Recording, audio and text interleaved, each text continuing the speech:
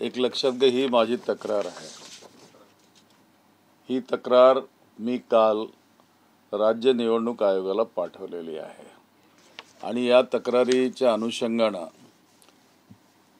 त्यांनी त्यांची press conference घेत असताना खरं म्हणजे त्यांनी प्रेस कॉन्फरन्स घेऊन मांडण्याच्या ऐवजी त्यांनी निवडणूक आयोगाकडे सदर प्रश्न जर मांडला असता तर एखाद वेळेला वेगळं काही घडलं असतं, परंतु त्यांनी तसं न करता ते थेट प्रेस कॉन्फरन्सद्वारे त्या ठिकाणी मांडलं आणि माझ्यावर आरोप केला की 8,342 मुस्लिम समुदायाची मते ही दुबार माझ्या मतदारसंघात बनवण्यात आली आणि ती वापरली गेली विधानसभेच्या। खरं पाहिलं तर त्यांनी हा मुद्दा काढण्याचा काही विषय नव्हता, कारण 8,342 मतं जरी मायनस केली तरी मी काही त्या ठिकाणी पराभूत होत नव्हतो। दुसरी बाब अशी आहे की तुम्ही एखाद्या समुदायाचं किंवा एखाद्या धर्माचं नाव या ठिकाणी घेऊन जर या ठिकाणी अशा प्रकारचा आरोप करत असाल तर मी तर डॉक्टर बाबासाहेब आंबेडकरांनी या देशाला दिलेलं भारतीय संविधान याचा समर्थक आहे आणि त्या अनुषंगाने देशामध्ये देशाचं राज्य चालतं, सरकार चालत असते, निवडणुका होत असतात। त्यामुळं त्यांनी एक प्रकारे या ठिकाणी धार्मिक तुष्टीकरण करण्याचाच प्रयत्न या ठिकाणी केल्याचा मी थेट आरोप त्यांच्यावर केलेला आहे। खरं पाहिलं तर संविधानाच्या अनुषंगाने या देशामध्ये कोणत्याही प्रकारचं मुस्लिम मत, हिंदू मत, दलित मत किंवा बौद्ध मत किंवा ओबीसी मत असं नसते, तर ते नागरिकांचं, या देशातल्या आम जनतेचं मत असते। वन वोट वन व्हॅल्यू असं त्याला म्हटलं गेलं आहे आणि त्या अनुषंगानं मतदार नोंदणीची प्रक्रिया ही भारतातली सर्वोच्च संस्था निवडणूक आयोग हे करत असते आणि तो काही एखादा आमदाराचा विषय नाही, खासदाराचा नाही किंवा कुणाचा विषय आहे नाही, कारण मतदार नोंदणी आमच्या हातात नसतेच। याचा अर्थ असा होतो की भारतीय जनता पक्ष सत्तेत आल्यानंतर हे दुबार मतदार निर्माण करण्याचं कार्यक्रम हा मोठ्या प्रमाणात देशामध्ये वाढीस लागला आहे आणि आपणास आठवत असेल की मागील विधानसभेच्या निवडणुकीच्या दरम्यान मी सातत्यानं प्रचारात म्हणत होतो की माझ्या मतदारसंघात 10,000 मतं ही यांनी बाद केलेली आहेत, रद्द केलेली आहेत आणि 20,000 नवीन मतदार या ठिकाणी घालण्यात आलेले आहेत।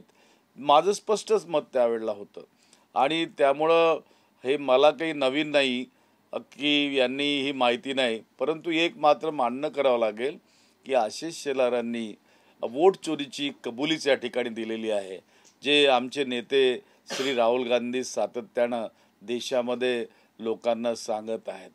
आता विषय उरला की या सगळ्या घटनाक्रमाची तक्रार मी राज्य निवडणूक आयोगाकडे जी केलेली आहे, माझ्या मतानुसार भारतीय संहिता जी आहे 2023 ची, त्या अनुषंगानं अशा प्रकारचं तुष्टीकरण करणारं वक्तव्य हे योग्य ठरत नाही, नियमाला धरून ठरत नाही। दुसरं असं की ललिता कुमारीचा एक निर्णय आलेला आहे सुप्रीम कोर्टाचा, त्या निर्णयानुसार सुद्धा तो या ठिकाणी बसत नाही। त्यामुळं या ठिकाणी एखाद्या धर्माला पकडून म्हणजे त्यांनी मुस्लिम समुदायाचं नाव घेतलं, म्हणजे इस्लामचं नाव घेतलं। इस्लाममध्ये जिहादचा अर्थ एफर्ट्स असतो, प्रयत्न असतो आणि त्या प्रयत्नातनं चांगलं काय घडू शकतं हे मांडण्याचं त्या इस्लामच्या त्या शब्दामध्ये असताना तुम्ही त्याला वेगळं असं नाव देऊन धर्माच्या नावावर जे तंटे पसरवण्याचं काम चाललं आहे त्याला आम्ही खपवून घेणार नाही, कारण भारतीय संविधानामध्ये सर्व धर्म समभाव, लिबर्टी, इक्वॅलिटी आणि फ्रॅटर्निटी मांडलेला आहे। राऊत साहेब, तुम्ही ही सगळी तक्रार निवडणूक आयोगाला केलेला, एका बाजूने तुमचा आरोप आहे की निवडणूक आयोग निष्पक्ष काम करत नाही, या भाजपचा हस्तक आहे, अशा वेळी तुम्हाला वाटतं तुमच्या तक्रारीवर निवडणूक आयोग काही कारवाई करेल? मला निवडणूक आयोगावर अजिबात विश्वास नाही, हे मलाच असं आहे अशातला भाग नाही, तर देशामध्ये सर्वसामान्य नागरिक या विरुद्ध आंदोलन करतायत, ओरडतायत की निवडणूक आयोग हे सरकारचं बाहुलं बनलेलं आहे आणि केवळ जनताच ओरडत आहे अशातला भाग नाही। या देशाच्या केंद्रीय मंत्री श्रीमती निर्मला सीतारामन यांचे आदरणीय पती यांनी सुद्धा यासंबंधी भाष्य केलेलं आहे। काल परवा अनेक नेत्यांनी महाराष्ट्रातल्या अशा प्रकारचं भाष्य केलेलं आहे। एकंदरीत निवडणूक आयोगावर कुणाचा विश्वास नाही, परंतु मी लोकशाहीला मानतो, मी भारतीय संविधानाला मानतो, मी डॉक्टर बाबासाहेब आंबेडकरांच्या विचारांना मानतो। जय भीमचा मी कार्यकर्ता असताना निश्चितपणे शासनाकडे किंवा संबंधित विभागाकडे तक्रार करणं आणि विचारणा करणं हे मी माझं आद्य कर्तव्य समजतो, म्हणून निवडणूक आयोगाला मी हे पत्र लिहिलेलं आहे। तुम्ही या सगळ्या संदर्भात पोलिसांकडे तक्रार करणार आहे, कारण तुम्ही BMSचा उल्लेख केला तुमच्या बाईत।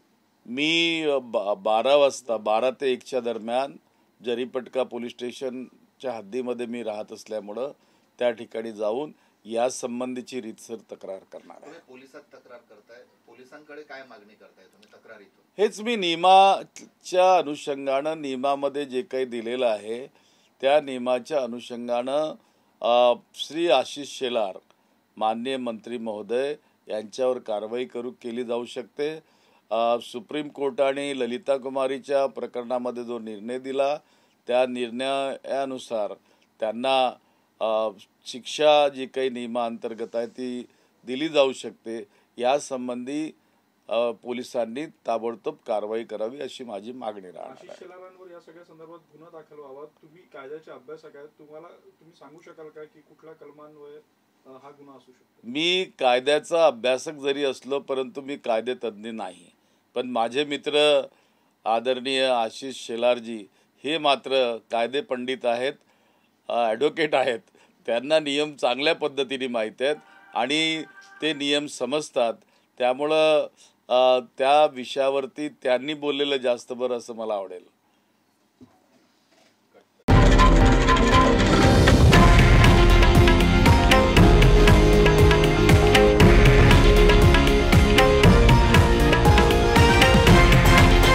हे आहे देशातील नंबर 1 न्यूज नेटवर्क आणि आपण पाहत आहात TV9 मराठी, एकमेव।